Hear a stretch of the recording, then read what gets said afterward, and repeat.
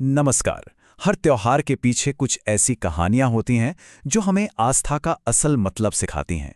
तो चलिए आज सकट चौथ से जुड़ी ऐसी ही कुछ पारंपरिक कथाओं की दुनिया में चलते हैं जो विश्वास और भक्ति की गहरी परतों को खोलती हैं। तो सवाल ये उठता है कि आखिर ये सकट चौथ है क्या और इसकी कहानियां हमें असल में सिखाती क्या हैं। आइए इन कथाओं में छिपे हुए गहरे मतलब को समझते हैं और जानते हैं कि ये इस त्योहार को इतना खास क्यों बनाती हैं। तो सबसे पहले ये समझना जरूरी है कि ये त्योहार आखिर है किस बारे में, क्योंकि इन कहानियों का असली मजा और मतलब तभी समझ आएगा जब हम इस त्योहार की नींव को जानेंगे। तो देखिए, सकट चौथ को माघी चौथ भी कहते हैं और ये माघ महीने के कृष्ण पक्ष की चतुर्थी को मनाया जाता है।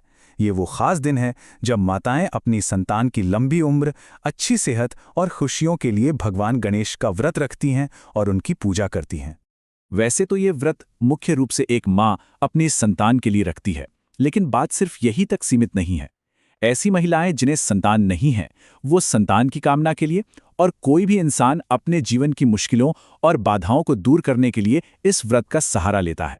अब आते हैं हम अपनी पहली कहानी पर। ये कथा हमें सीधे इस त्योहार के दिल में ले जाती है और हमें सम्मान का एक बहुत बड़ा पाठ सिखाती है।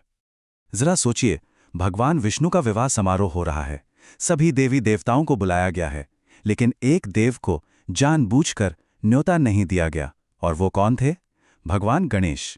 अब देखिए, जब किसी ने पूछा कि भाई ऐसा क्यों किया, तो बहाने क्या बनाए गए। एक तो ये कि भाई उनके पिता शिवजी तो आ ही रहे हैं, और दूसरा कि अरे भाई वो तो बहुत खाते हैं, इतना इंतजाम कौन करेगा।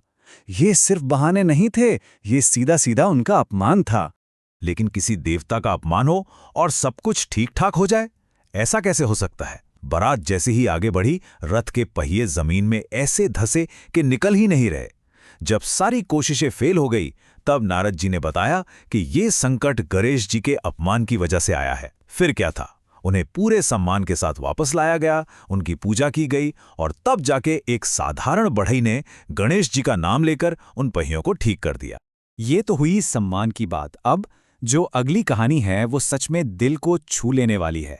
ये कहानी है एक माँ के अटूट विश्वास की और उसकी सबसे कठिन परीक्षा की। सोचिए, एक नगर में एक कुम्हार है जो बहुत परेशान है क्योंकि उसकी भट्टी में मिट्टी के बर्तन पक ही नहीं रहे। जब उसने राजा से मदद मांगी तो राजपुरोहित ने जो समाधान बताया, उसे सुनकर तो रोंगटे खड़े हो जाएं। उन्होंने कहा कि हर बार भट्टी जलाने पर एक बच्चे की बलि देनी होगी। और सबसे ज्यादा हैरानी की बात क्या है, राजा ने ये क्रूर आदेश मान भी लिया। ये सिलसिला चलता रहा और फिर एक दिन, जो कि सकट चौथ का ही दिन था, बारी आई एक बूढ़ी माँ के इकलौते बेटे की। वही बेटा जो उसकी जिंदगी का एकमात्र सहारा था। अब सोचिए, उस माँ के दिल पर क्या गुजरी होगी। दिल तो टूट गया, लेकिन उसका विश्वास नहीं टूटा। उसने अपने बेटे को सकट की एक सुपारी दी और कहा, बेटा, भगवान का नाम लेकर भट्टी में बैठ जाना। सकटा माता तुम्हारी रक्षा जरूर करेंगी। अगली सुबह जब कुम्हार ने डरते डरते, कांपते हाथों से भट्टी खोली, तो जो नज़ारा उसने देखा वो किसी चमत्कार से कम नहीं था। न सिर्फ सारे बर्तन एकदम सही पके हुए थे, बल्कि वो लड़का भी अंदर मुस्कुराता हुआ बिल्कुल सुरक्षित बैठा था। उस माँ की अटूट आस्था ने अपने बेटे को बचा लिया था। तो एक तरफ हमने देखी सम्मान की कहानी, दूसरी तरफ अटूट विश्वास की। अब हमारी आखिरी कहानी हमें दिखाती है कि एक ही पूजा के दो अलग अलग नतीजे कैसे हो सकते हैं, जब एक दिल में आस्था हो और दूसरे में लालच। ये कहानी है एक घर की दो बहुओं की, देवरानी और जेठानी। देवरानी जो छोटी है वो दिल की बहुत अच्छी है, गरीब है पर भगवान में उसकी आस्था पक्की है। वहीं दूसरी तरफ है जेठानी, अमीर है लेकिन मन में सिर्फ जलन और लालच भरा है। उनकी भक्ति, उनका प्रसाद और अंत में मिलने वाला फल, सब कुछ एक दूसरे से बिल्कुल अलग था। तो हुआ यूं कि सकट चौथ का दिन था। अमीर जेठानी ने अपनी गरीब देवरानी को बचा हुआ खाना भी नहीं दिया। बेचारी जब घर लौटी तो पति ने उसे पीट दिया। वो भूखे पेट रोते रोते बस भगवान को याद करते हुए सो गई। और उसी रात एक चमत्कार हुआ। भगवान गणेश खुद उसके सपने में आए और बोले, मुझे भूख लगी है, कुछ खाने को दो। टूटे मन से देवरानी ने कहा, भगवान, मेरे पास तो कुछ भी नहीं है, बस हाँ, हांडी में पूजा के लिए रखा हुआ थोड़ा सा तिलकुटा है। अगली सुबह जब देवरानी की नींद खुली तो उसकी आंखें खुली की खुली रह गईं। उसका पूरा घर हीरे मोतियों से जगमगा रहा था। ये बात जब जेठानी तक पहुंची तो भाई उसके मन में तो लालच का कीड़ा कुलबुलाने लगा।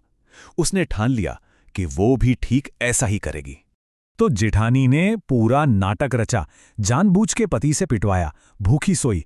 सपने में जब गणेश जी आए तो उसने उन्हें घी में बना चूरमा खिलाया, लेकिन जब गणेश जी ने पूछा कि हाथ कहाँ पहुंचूं, तो उसका असली लालच सामने आ गया। वो बोली, मेरे माथे पर पहुंच लीजिए ताकि वो भी हीरे का बन जाए। तो ये 3 कहानियां हमने सुनी, तीनों अलग अलग हैं, लेकिन इन सब का सार क्या है? मतलब इन कहानियों से हमें सीखने को क्या मिलता है? चलिए इसी पर बात करते हैं। देखिए, इन कथाओं से कुछ बहुत जरूरी बातें सामने आती हैं। पहली, परमात्मा का सम्मान सबसे ऊपर है, जैसा पहली कहानी ने दिखाया। दूसरी, सच्ची आस्था में चमत्कार करने की शक्ति होती है, जैसा उस मां ने साबित किया। तीसरी, दिल की सच्चाई और विनम्रता धन दौलत से कहीं ज्यादा कीमती है। और आखिर में ये कहानियां हमें चेतावनी देती हैं कि लालच और जलन का रास्ता हमेशा बर्बादी की तरफ ही जाता है।